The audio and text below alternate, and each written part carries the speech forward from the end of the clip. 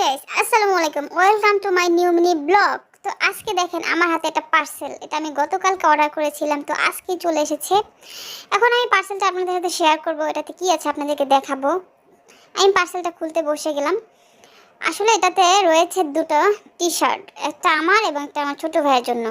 যেহেতু সামনে কোরবানির ঈদ, তো সেই উপলক্ষে ঈদের দিনে পরার জন্য দুটো টি শার্ট অর্ডার করেছে আম্মু আমাদের জন্য। টি শার্ট দুটি খুবই সুন্দর। টি শার্ট দুটো আমি অর্ডার করেছি মানহা ফ্যাশন জোন থেকে। তাদের প্রোডাক্টের কোয়ালিটি মাশাল্লাহ মাশাল্লাহ মাশাল্লাহ।